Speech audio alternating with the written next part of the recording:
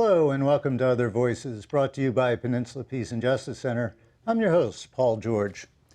Earlier this month, the Trump misadministration terminated a major Cold War treaty negotiated between the U.S. and what was then the Soviet Union, called the Intermediate Nuclear Forces Agreement, and known by the acronym INF. The treaty, signed in 1988, banned all short and intermediate range nuclear missiles. By 1991, the two countries had eliminated nearly 3,000 nuclear missiles from their stockpiles. The Doomsday Clock, which is on our graphic here tonight, the Doomsday Clock is a symbol which represents the likelihood of a human-made global catastrophe, represented on the clock as midnight. The clock has been maintained since 1947 by the Bulletin of the Atomic Scientists.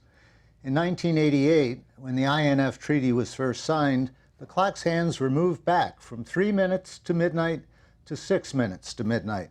The scientists specifically cited the INF Treaty as the reason for 3 more minutes before catastrophe. Today, the clock is set to just 2 minutes before midnight. As we mark the anniversary of the atomic bombings of Hiroshima and Nagasaki, we'll take a hard look at what's happening in the realm of nuclear weapons around the world and ask why we find ourselves once again so close to a global catastrophe. And to help us do this exploration, I'm really pleased to welcome back two people who have both been on the program before but never together. John Rainwater, Executive Director of Peace Action, and Jackie Cabasso, Executive Director of Western States Global Foundation. Just a little more introduction. John has for over 30 years, John has been active in campaigns on issues of peace, nuclear disarmament, social justice, and environmental sustainability. Earlier worked on nuclear issues for Greenpeace. Jackie has been continuously active in nuclear disarmament, peace, and environmental advocacy for more than 3 decades, and I think I've known you all that time. She has had the opportunity to travel widely and has spoken at public hearings, legislative symposia, and conferences around the world. And you've traveled widely today, which we're going to talk about in a minute. I'm really glad you're here. I like to take a moment for people to introduce their group. So if you each take about a minute to tell the folks what your organizations do. John Rainwater of Peace Action? Well, Peace Action, as some folks may know, started its life as the Committee for a Sane Nuclear Policy. So today's show is apropos that founding, and worked since the beginning of the nuclear age or shortly after the beginning on disarmament issues, but then expanded to focus on other foreign policy issues, including early on the Vietnam War and contending with U.S. militarism generally. So that's it in a nutshell. Yeah, and they do good work. Jackie, Western States Legal Foundation. So Western States Legal Foundation was founded in 1982 to provide legal support for nonviolent anti-nuclear protesters at the Diablo Canyon nuclear power plant, which was under construction.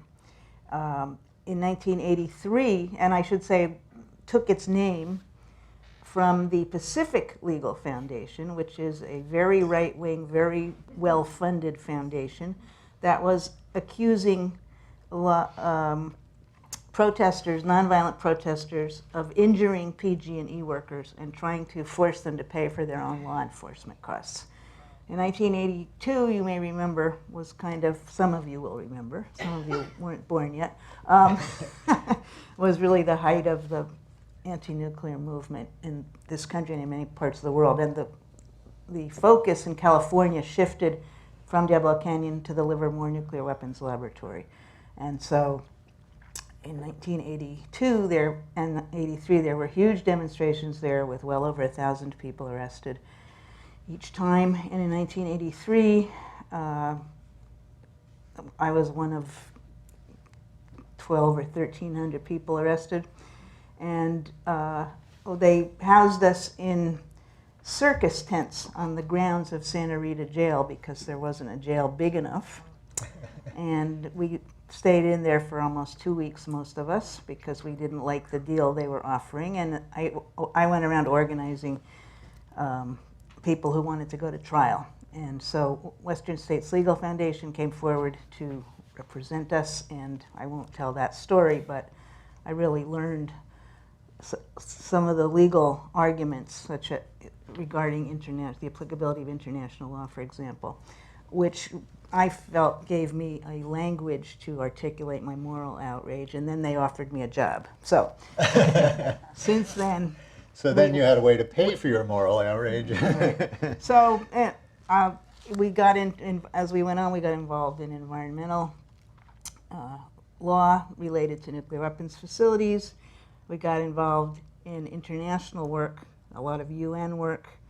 I could, tell you all night, all the different things that we've done. But we're still here. Let me just mention two things. One is that pretty early on we began to express our view that nuclear weapons are not understandable or winnable as a single issue and have to be linked to other peace and justice and environmental issues. And that work has taken us in many interesting directions, but I find myself as the national co-convener of United for Peace and Justice, which deals with a multiplicity of issues. And I'm also the North American coordinator now of Mayors for Peace, so maybe we'll talk about that a little bit. Yeah, let's do that.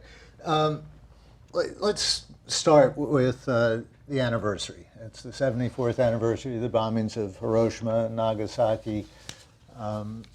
Jackie, you were at the rally out at the Livermore Labs this morning. Before we talk about that, let's just talk about the significance of this awful anniversary, actually. What should it be telling us in 2019? We get a little bit of history, some acknowledgement in the mainstream media, but not much. I don't think people think deeply about it. Let's start with you, John. Well, the first thing I would say to viewers and the folks here is if you haven't been to Hiroshima and Nagasaki, I really recommend a trip. We have representatives there now. There are annual commemorations, both in Hiroshima and Nagasaki. And when you go there and, also when you talk to the Hibakusha, the survivors, it becomes a much more vivid human experience that people went through and how horrific that is. But I think the memorial is about memory.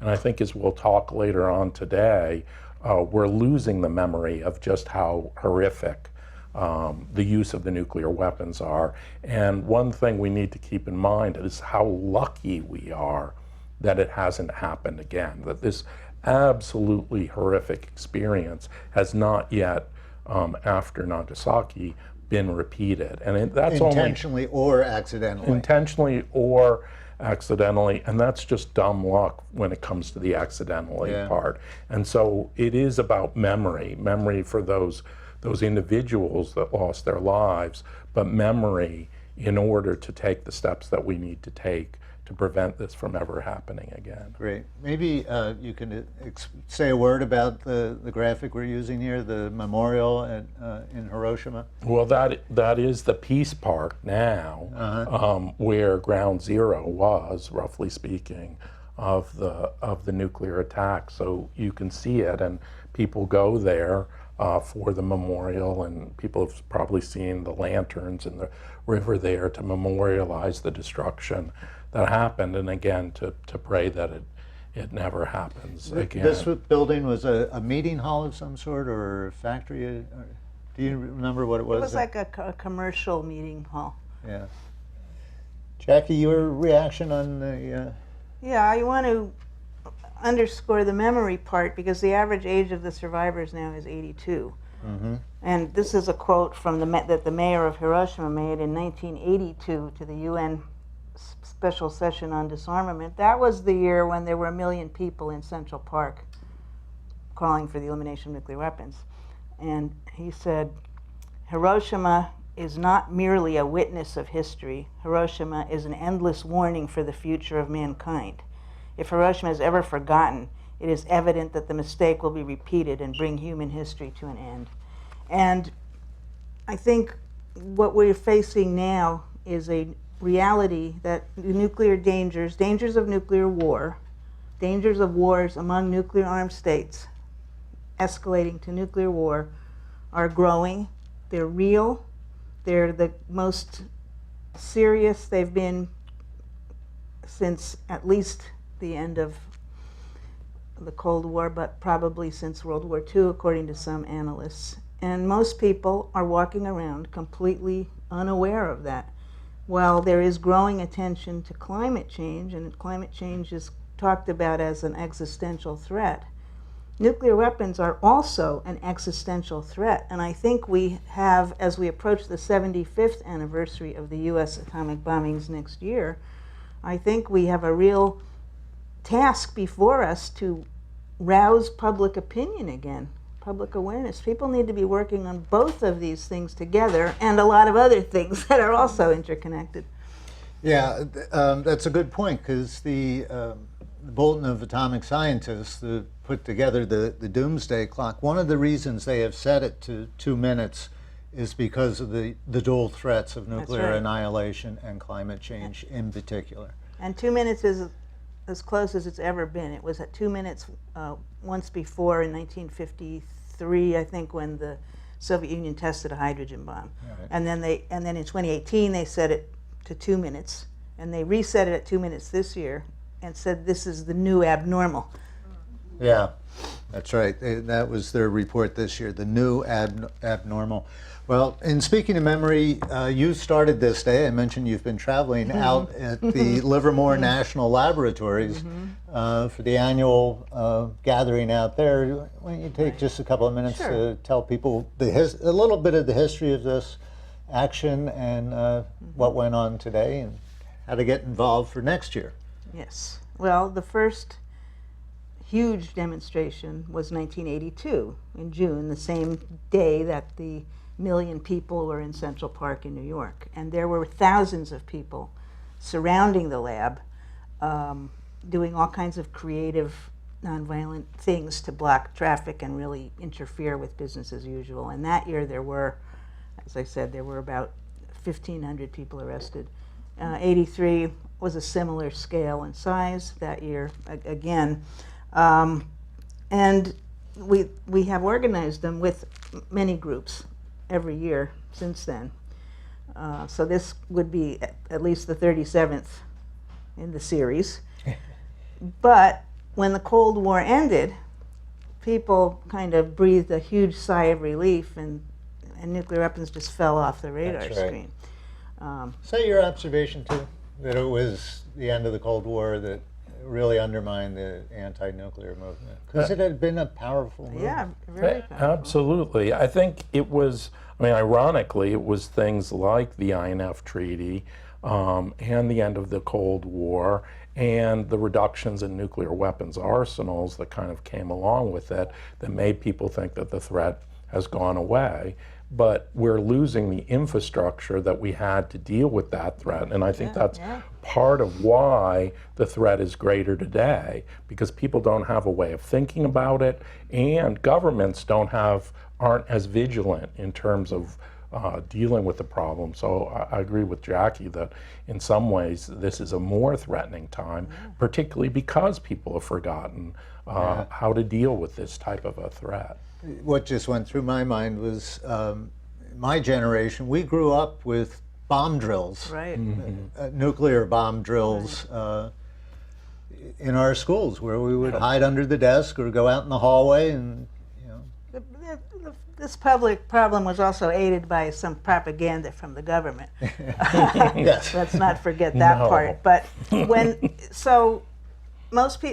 most activists went on to other issues when they thought that the possibility of nuclear war was gone. Those of us who were particularly focused on facilities like Livermore Lab were watching the budgets, and we saw what happened. The budgets went down for about 3 years and then started climbing to where now it's more than twice as high as in inflation-adjusted dollars as it was during the highest year of the Cold War. And what are those numbers, just for the record? Oh, roughly. Well, the Congressional Budget Office projects nuclear weapons spending at about $50 billion a year, 2019 through 2028. So it's huge. I Yeah. mean, it's a lot of money. It's not huge compared to the overall military budget, but that's another problem. Yeah. But the size of the demonstrations dropped dramatically after the end of the Cold War. So typically now we have about 200 people come out, and the arrest scenario has become very kind of routinized, symbolic. But we power on, and so today we had about 200 people, I think. We had a good rally. We had Dan Ellsberg as our keynote speaker. You had the Peace and Justice Center's new Yes. director, Julia Malakiman, out there as an MC. Yes, Julia was one of our co-MCs. How did she do? She did great. Okay. And we had Dan Ellsberg as our keynote. We had Nobu Hanaoka, an A-bomb survivor from Nagasaki who was only 1 year old. Wow. But it affected his entire life. Some other speakers, a little music, a march to about a quarter of a mile to the West Gate, a bon dance, which is a Japanese dance to call in the ancestors, which is led by some of our Japanese colleagues. And then we turned on the siren and did a die-in, and some people lay in the street, other people drew chalk outlines around them to symbolize the fact that in Hiroshima and Nagasaki, people were vaporized, and all that remained was their shadow. And in fact, if you go to Hiroshima and Nagasaki today, you can see those shadows on the walls and the sidewalks. Yeah. And 43 of us were detained. They've reduced arresting us to detaining us now. But I will say this, a lot of us are frustrated with the way in which this has become so tame. And I don't mean, again, we are committed to strict nonviolence guidelines, but we're trying to think of some way to sort of up the ante next year for the 75th anniversary to get more attention, to get more public attention. So we want to draw bigger crowds out there. It's not too early to start thinking about coming out, and right. We'll start planning soon. We'll get people involved starting now. I can't resist telling my favorite Daniel Ellsberg story. I gotten arrested at the Nevada test site, and they had a couple hundred of us penned up in chain link fence out in the middle of the desert, and one of them was Daniel Ellsberg. We're all in the plastic handcuffs, Ellsberg was doing sleight of hand tricks with scarves and stuff, while he was handcuffed and making scarves appear and disappear. That's probably one of the most impressive things I've ever seen Ellsberg do. Yeah, he's amazing. All right, let's get down to the business at hand. Let's start where I opened this, and it's the most recent thing that happened is the collapse, basically, of the Intermediate Nuclear Forces Treaty. This was not one-sided. The Russians have been backing out of it. John, give us some background on this to get us started on this part. Tell us about the INF and what role it plays in non-proliferation. Well, to go back to kind of the roots of activism, I mean, this is a treaty that the peace community, the peace movement can really take credit for in a lot of ways.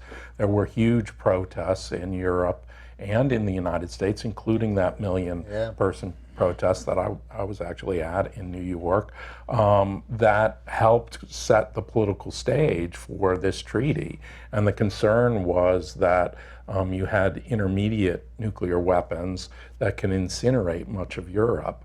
And that could start a nuclear war, and there was tit for tat between the Soviet Union and the U.S. putting their weapons in, and the people in those countries were having huge protests, and there were protests here as well. So it was really, in some ways, the strength of the anti-nuclear movement that helped put those treaties in place, and at the same time, it was a sign that the nuclear arms race during the Cold War was ratcheting down. So it's really a cornerstone. I mean, it sounds obscure for younger people, perhaps. INF Treaty, what the heck is that? But it's the cornerstone of arms control between the United States and now Russia.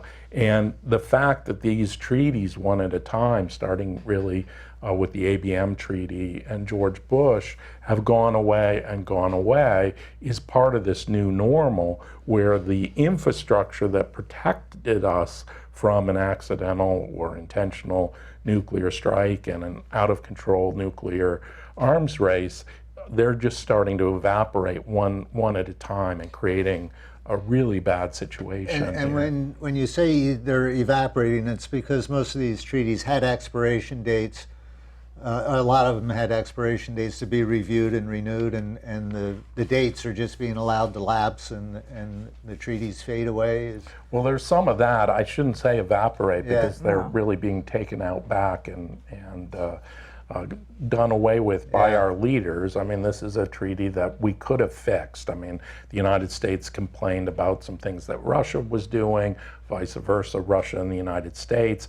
But the treaty itself, as these treaties do, have mechanisms for fixing a situation. No treaty is going to be perfect, whether it's the Iran deal or the INF. There are mechanisms for dealing with it. So the United States was concerned about some of the missiles that Russia was deploying. Well, you can go there and check those out, and vice versa with some of the... The treaty includes inspections. Well, mechanisms for addressing that type of situation that you can go and show what's there. It's not an inspections regime a la the Iran deal, but you can still have an exhibition, they call it, when you show the other country what it is you're doing and why, and hopefully allay the concerns. So neither country, in my estimation, from what I understand, really did what it could to sustain this treaty. And you have the United States already talking about building these intermediate weapons. You have our new Secretary of Defense, Mark Esper, right after the treaty's demise last week, talking about putting intermediate weapons in Asia. Now, this is a guy who used to work for Raytheon, who makes these type of intermediate...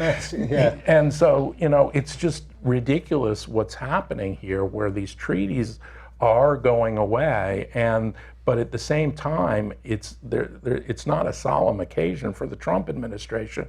They're off and running, talking about deploying new nuclear or new weapons, new missiles, not necessarily nuclear, in Asia. China's got them, and so you've got multiple. We were talking before the show. There are just multiple sources of tension between China, Russia, the United States, North Korea, all these different angles. And in each situation, they've got all these complications. But at the same time, we don't have the infrastructure that we used to have. Right. We don't have military-to-military contacts that we used to have. We don't have diplomacy constantly going on. The whole notion of diplomacy has been attacked by people like John Bolton and Donald Trump, and so it's a very dangerous time, like Jackie was saying, because we've got the same weapons, we just don't have some of the infrastructure that we used to have. The desire on the part of the United States to start deploying again some of these short and intermediate range is really what is behind this. Well, right? yeah, I was It wasn't because Russia was violating it. No. Evaporate is too kind. Let's just say that the tweeter-in-chief has been tearing up treaties left and right with gusto, and it was the United States that announced it was withdrawing from the INF treaty, and gave Russia a 6-month deadline, and then basically wasn't really interested in talking to Russia. Russia, of course, followed suit. I want to underscore, both countries accuse the other of violating the treaty. None of us at this table know what the truth is about that. How would we? But the treaty was not. The treaty was the first treaty that eliminated an entire class of missiles. And good point. And so instead of doing this, the reasonable thing to do, the right thing to do, would have been for the United States to do everything in its power to convene negotiations with Russia to resolve the problems or to renegotiate the treaty. There's been the suggestion of bringing in China because China now has the ability to have these kind of missiles, which they didn't before. It's another excuse. But yeah, and it's been a whole list of these things, and it didn't start with Trump. John mentioned the ABM treaty in 2002, the anti-ballistic missile treaty, which George Bush walked out of after Bill Clinton paved the way for Bush to pull out of it. Then, of course, under Trump, you have the Paris Climate Agreement, which wasn't a treaty, but still, the Joint Comprehensive Plan of Action, that's the Iran deal, also not a treaty, but an international agreement. And he also pulled out of the Arms Trade Treaty recently, which deals with regulating small arms. You know, it's a good point. You're making noting the difference between a treaty and an agreement. A treaty has to be approved by the Senate or Congress. There's a couple of ways that can happen.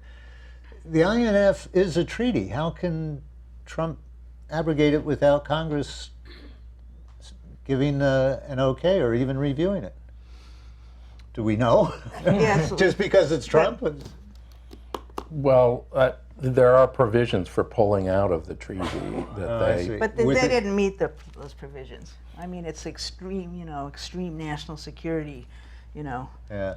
developments. The Constitution is silent on this question, and so Should Congress be saying something? Congress should, and actually some members of Congress have. And I don't know what the status of this legislation is now, but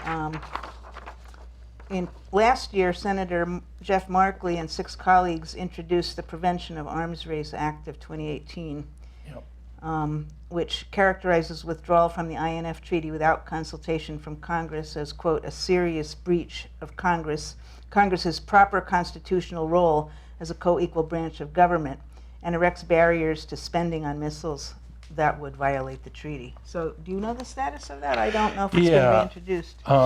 No, they have vehicles in both the House and the Senate, but they were able to get some language relating to this into the House NDAA, the National Defense Authorization Act bill that just passed. So that'll be among many other things that are negotiated between the House and the Senate in the coming days will be spending. I mean, that's one thing. In addition to the legal questions, the Congress has the purse strings when it comes to developing these type of weapons, and so opponents to withdrawal of the INF can work to block funding, and some of that is going on. So that's something we'll be wanting to watch for and contact our representatives about as that gets negotiated. Absolutely. You've both mentioned new intermediate range weapons. Let's talk about them for a minute. This is a whole new generation of nuclear weapons that are now under development by the United States, and They're about to be. about to be. Yeah. So that will be gearing up again. And I think John mentioned Asia. I think it's clear that this withdrawal from the INF treaty is actually aimed at China, because that's where the U.S. wants to deploy these new shorter range missiles. Do I have that roughly right? Well, I think it's, in my opinion, it's aimed at both Russia and China, because the United States is very insistently deploying so-called missile defenses in Europe, in Poland and Romania so far. And Russia alleges that those so-called defensive systems could be used to launch intermediate range missiles. And they are moving their their smaller nuclear weapons closer to the border to be able to threaten or defend, however you want to characterize it, U.S. and NATO forces in Europe. So that is part of the dynamic as well. China is developing these missiles as well. And so, you know, part of the bigger problem is that is recurring, is that the United States has begun deployments of these so-called missile defenses over the very strong objections of both China and Russia, because they see them as offensive parts of offensive weapons systems. In other words, they're kind of like the shield that goes with the sword. And so they're deploying these ground-based short-range, relatively short-range missile defenses in Europe, and now wanting to deploy them in Asia, as well as the intercontinental ballistic long-range missile defenses, which are based now in Alaska and at Vandenberg Air Force Base. And so when the U.S., even before the current round of tensions with Russia, the U.S. was encountering resistance from Russia in negotiating further nuclear reductions unless missile defenses, space weapons, and other things were taken into account, calling the whole thing strategic stability. And so that's a huge, big problem and sticking point now. Russia and China, who have their own problems between themselves, also have been introducing a prevention of an arms race and outer space treaty in the UN every year, and the U.S. vetoes it. So, when you mentioned the stability, I have a quote here from Ernest Moniz, former energy secretary, who said, as a result of this INF treaty going away, the United States and Russia are now in a state of strategic instability. Not since the 1962 Cuban Missile Crisis has the risk of a U.S.-Russian confrontation involving the use of nuclear weapons been as high as it is today. Yet, unlike during the Cold War, both sides seem willfully blind to the peril. And it seems like the U.S. public is also not willfully blind, but blind to the peril, which is why we're talking about it tonight, is one reason. What is the shape of the new U.S. nuclear posture? Are we going to start spending more than this $50 billion a year?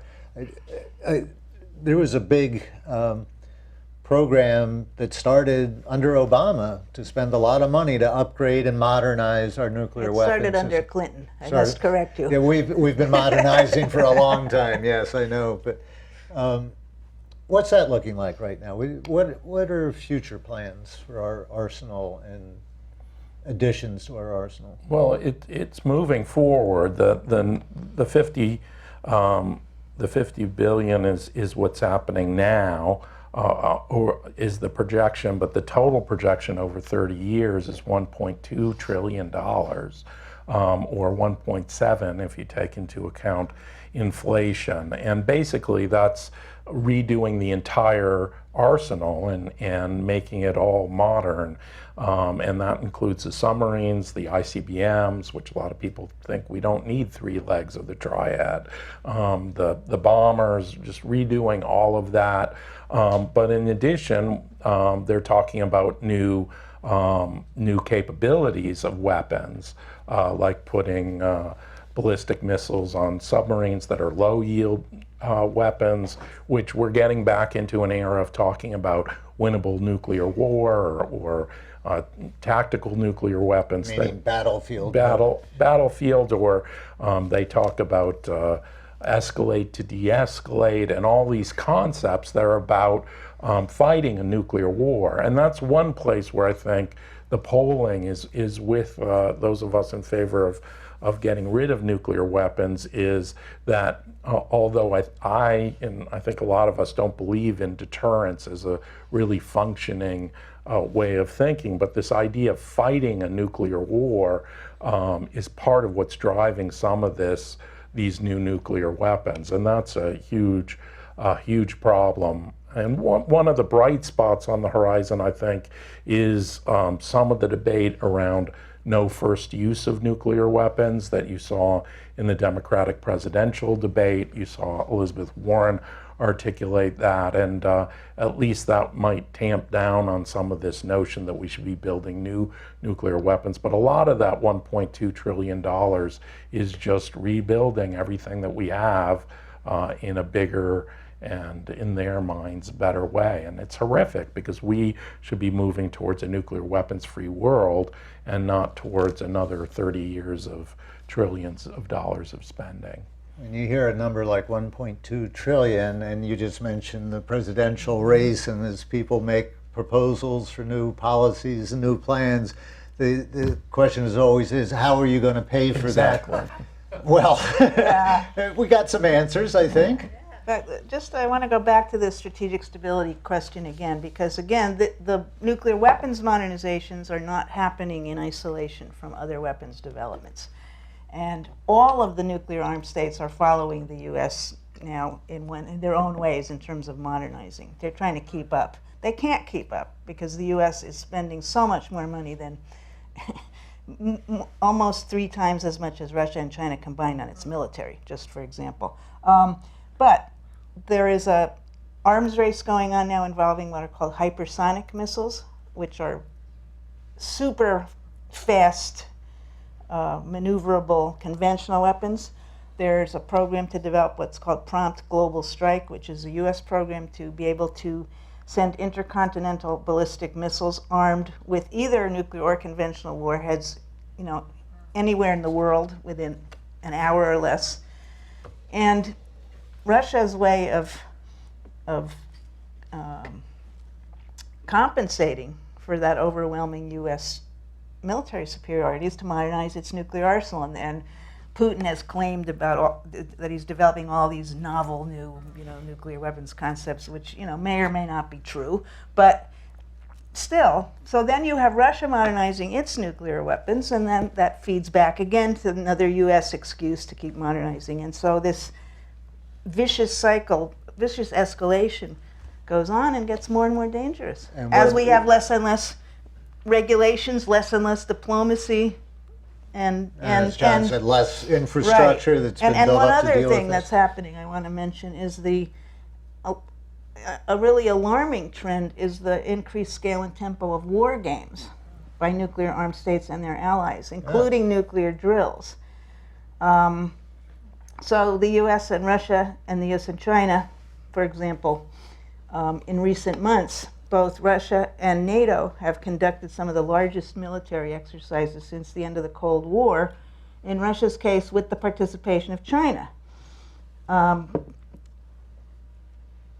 In the case of NATO, Sweden and Finland, 2 non-NATO members, participated. And there have been numerous very risky close encounters between Russian and U.S. NATO forces in the Baltic region and in Syria, involving both planes and ships.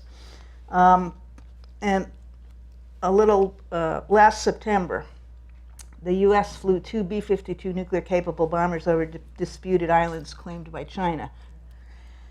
The bombers were escorted by Japanese fighter jets. Japan, which supposedly doesn't have... has a pacifist constitution. Right, The bombers... Those are defensive jets. Right. Escorted by these Japanese fighter jets, flew near the Senkaku Islands, which are controlled by Japan but claimed by China. And shortly thereafter, a U.S. Navy destroyer narrowly avoided a collision with a Chinese warship in international waters in the Spratly Islands. Now, these things are happening all the time. These are just a couple of examples from things that I've written before, but if you Google it, you'll find them all the time. And that's happening without us being aware of it for the most part as well. Yeah, it doesn't get reported unless for some reason Trump has not tweeted that particular morning, but otherwise we're missing out on a lot of news these days.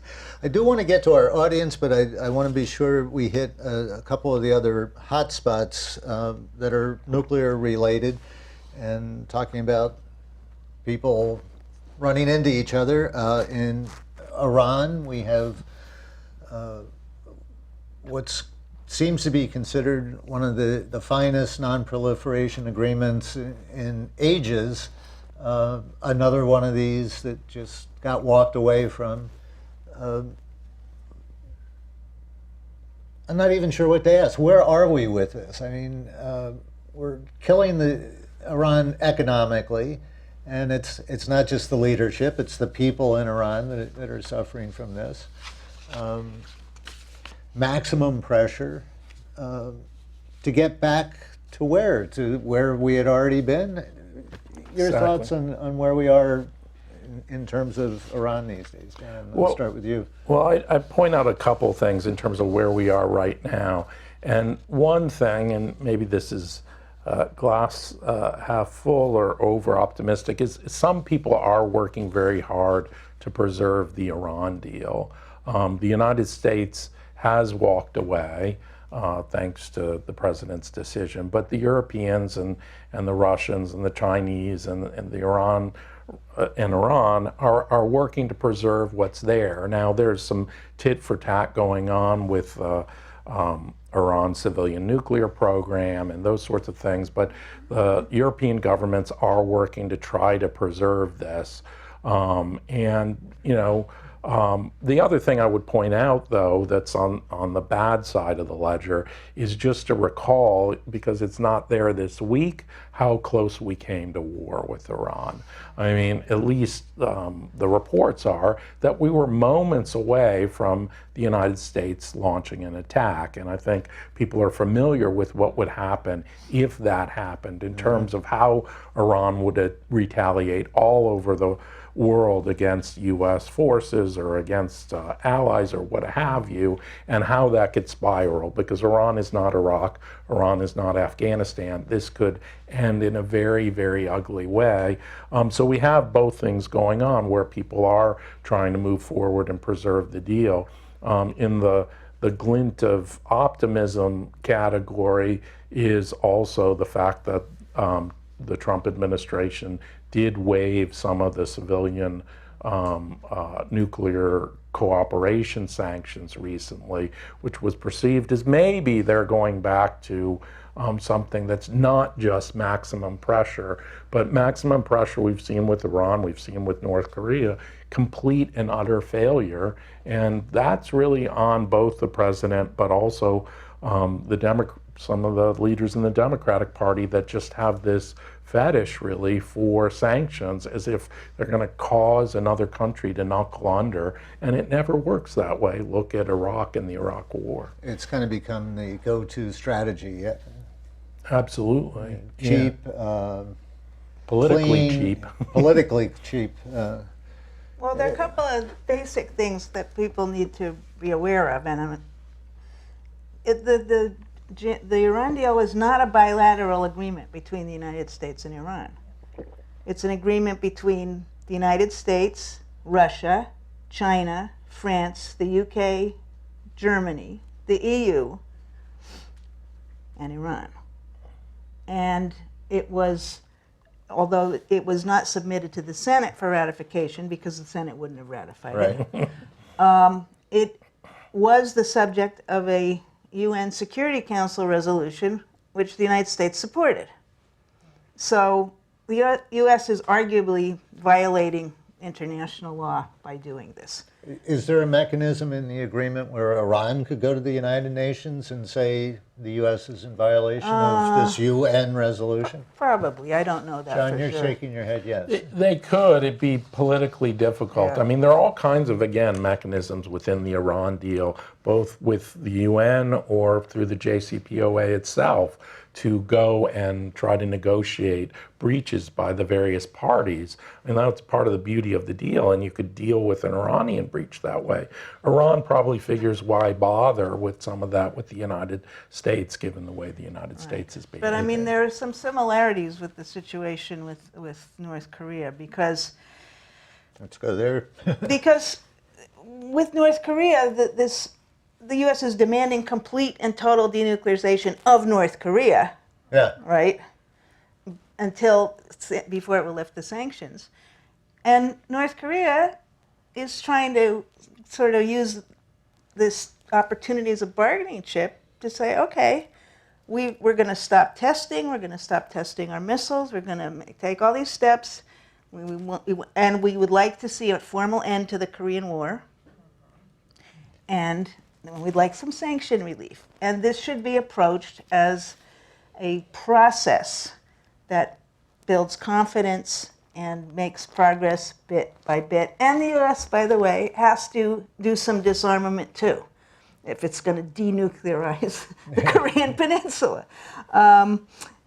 With respect to Iran, the same sort of thing. The deal only was meant to deal with Iran's nuclear program. I'm not saying nuclear weapons program because there is no evidence that they have a nuclear weapons program. The U.S. intelligence community declared that they hadn't had one since Right. 2002, I think all it of a was. sudden, the Trump administration wants to insist that this doesn't cover, alleged terrorism, it doesn't cover human rights, blah, blah, blah. Well, again, here's a golden opportunity to talk, build confidence, make progress. Iran is still in compliance. Then let's have some new negotiations. But let's have some reciprocity. Iran has not invaded another country for 250 years. The United States currently has, I have to read this to get it right. That was stunning. Well, there are two different statistics. The U.S. is engaged in wars and military activities in 76 countries, 39% of the countries on the planet. I also, if I have time, I just want to mention the role of history. Quickly. We talked about historical memory. It's operating in these two cases as well. In 1953, the President Mossadegh of Iran was on the cover of Time magazine. He was Times Man of the Year. Democratically elected. Democratically elected, socially progressive, etc. But he made a fatal error and he nationalized oil. And he was overthrown by the CIA and the British intelligence. Well, they haven't forgotten about that. Then the U.S. installed the Shah and gave the Shah nuclear power, civilian nuclear power. This is an advertisement that was run by U.S. companies in the 1970s. Guess who's building nuclear power plants? The Shah of Iran is sitting on top of one of the biggest oil reserves in the world, yet he's building nuclear power plants anyway because it's so safe and all that stuff. So we have to remember, we have to keep this stuff in mind. When Iran is seizing tankers, if it's seizing British tankers, it has a historical vendetta against Britain. Now, I'm not saying that that's justified.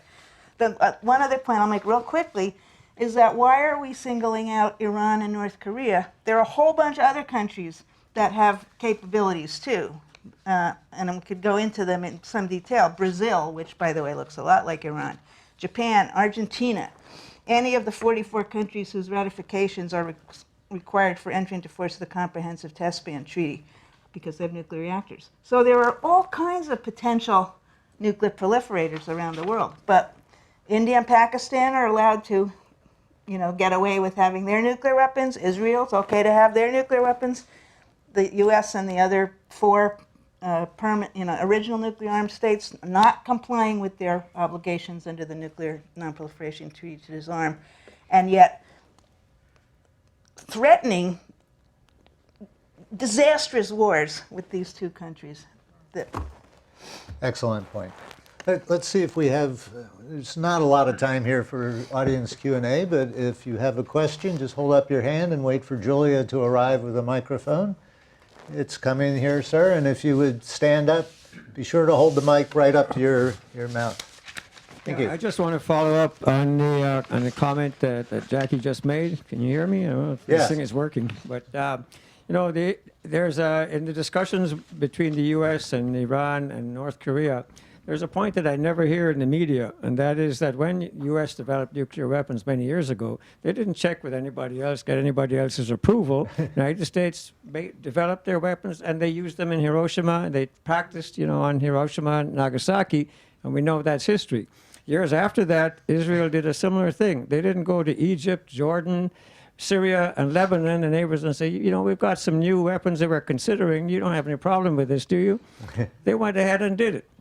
So the years that have followed that, why is it that in these discussions and negotiations, no one ever raises the issue of why is the United States dictating to Iran and North Korea what weapons they may or may not have?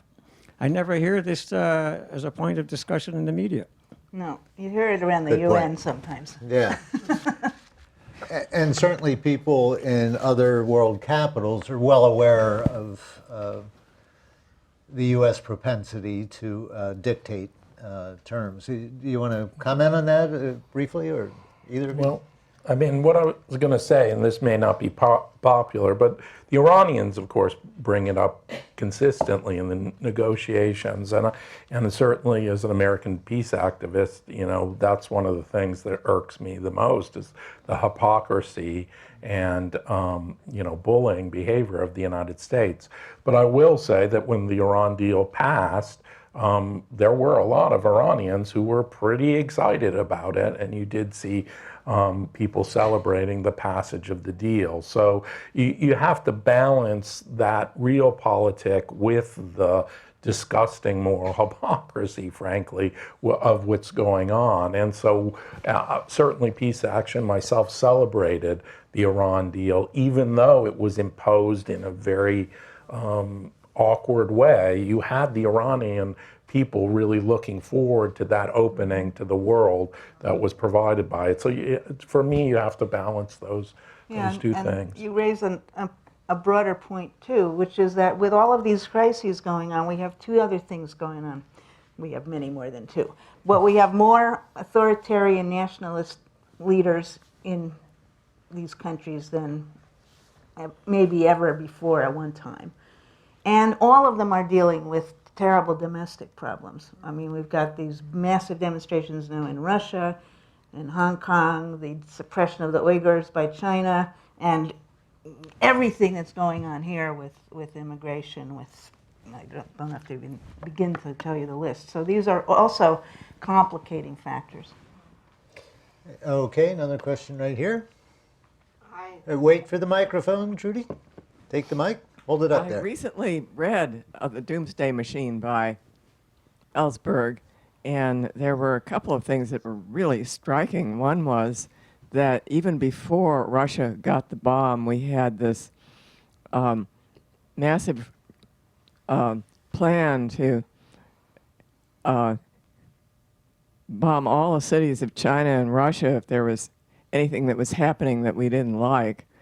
And this intimidation idea has gone on for all these 74 years, and it's the point of having the nuclear weapons. The reason that we will have to peel it from our dead body like the NRA. And the other was that there isn't just one red button that planners were thinking, well, what if Washington is taken out? And so the red button is distributed to a lot of people. And Ellsberg and his friends went to see Dr. Strangelove, and they came out and said, this is a documentary. Thank you for those comments. Anybody else in the audience? Up front here?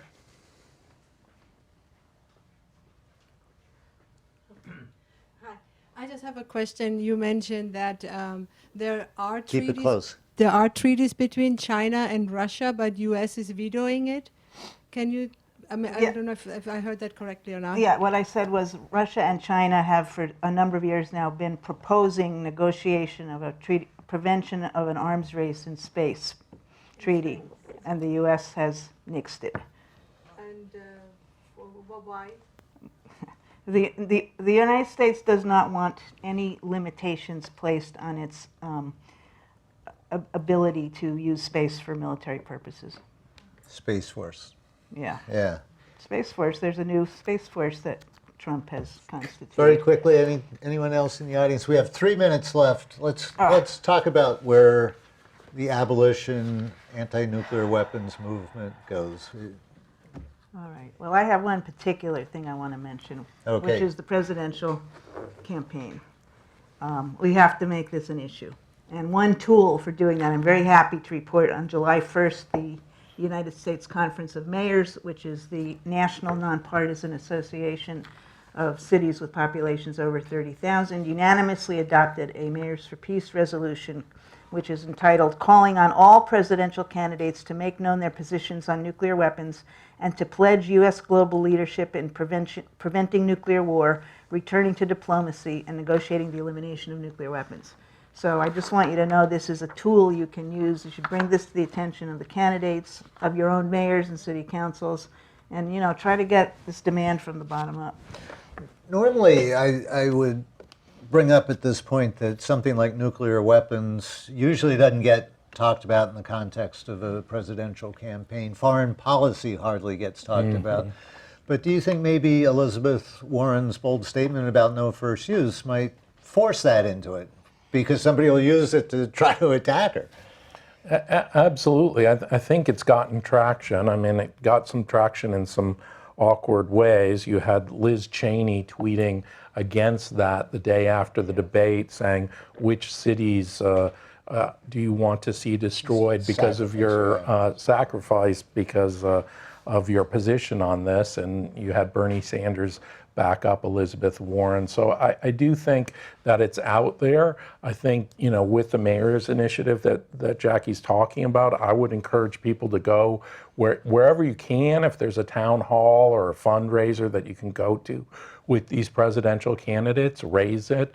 If network is asking what questions should we ask the candidates, send in an email. I think the grassroots, this is a point, this is what you're saying, I think. This is a point where there is a little bit of leverage that isn't normally there. I think Elizabeth Warren has opened up the door, but we need to keep pushing on it, and I think the grassroots can put this into the presidential election. 30 seconds. Well, there is one presidential candidate who is making nuclear disarmament and ending wars front and center, and that's Tulsi Gabbard. And while I am not endorsing anybody here, sitting here, I encourage you to pay attention to her campaign. Okay, we have been talking about nuclear weapons here on the 74th anniversary of the bombing of Hiroshima. I've been talking with John Rainwater, Executive Director of Peace Action, and Jackie Cabasso, Executive Director of Western States Legal Foundation. Thank you both for being here again, and more importantly, thank you both for your work. Thank you. Thank you. Thanks so much.